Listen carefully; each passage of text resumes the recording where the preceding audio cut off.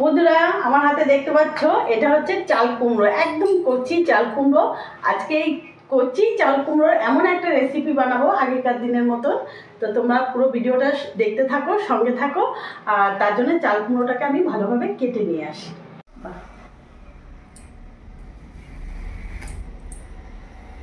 এতটাই কচি, কোনো দানা নেই, বীজ নেই, এতটাই কচি, কেটে মজা,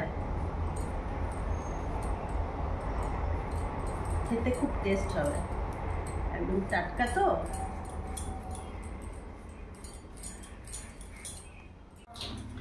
চাল কুমড়োটাকে ভালো করে কেটে ধুয়ে নিয়েছি, একেবারে কুচি কুচি করে কেটেছি।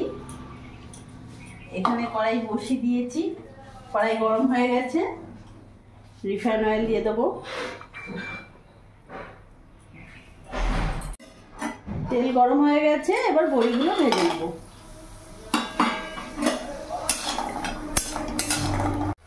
বড়িটা লাল করে ভেজে নিয়েছি, এবার নামিয়ে ফেলবো।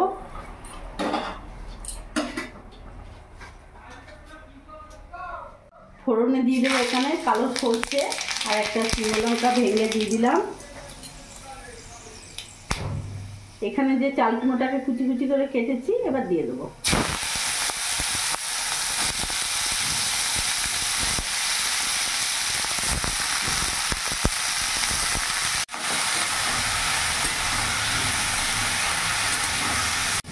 লবণ দিয়ে দিলাম এখানে 1 চামচের মতো, হলুদ গুঁড়ো দিয়ে দিলাম,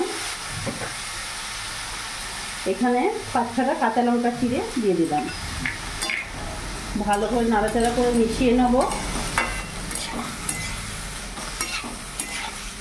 এবার কিছুক্ষণ আমি ঢাকা দিয়ে রেখে দেবো। কিছুক্ষণ ঢাকা দিয়ে রেখে দিয়েছিলাম। এবার ভেজে রাখা বড়িগুলো দিয়ে দেবো।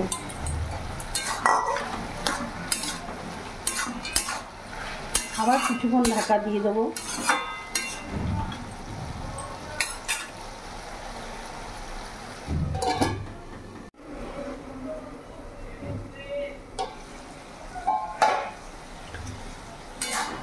চাল কুমড়োটা কতটা কমে গেছে দেখতে পাচ্ছ, খুব ভালো করে গলেও গেছে।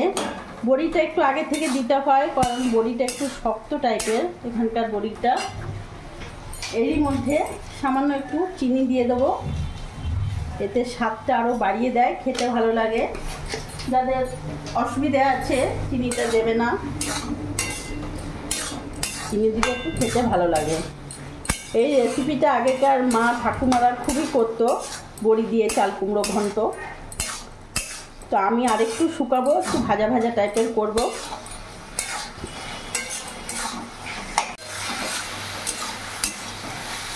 চাল কুমড়ো বড়ি দিয়ে এই রেসিপিটা একেবারে রেডি হয়ে গেছে। এবার গ্যাস অফ করে আমি নামিয়ে দেবো।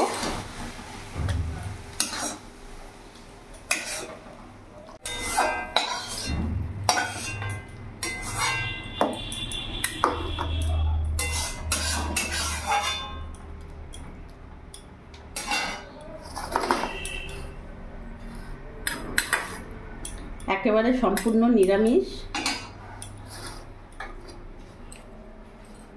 তো বন্ধুরা তোমরা দেখলে আজকে চাল কুমড়ো রেসিপিটা বানালাম সম্পূর্ণ নিরামিষ। আর দেরি না করে এইভাবে তোমরাও একবার বাড়িতে বানিয়ে ফেলো, সত্যি দারুণ লাগবে। ভিডিওটা যদি ভালো লাগে প্লিজ লাইক কমেন্ট শেয়ার করে আমার পাশে থেকো। আর তোমরা সবসময় ভালো থেকো।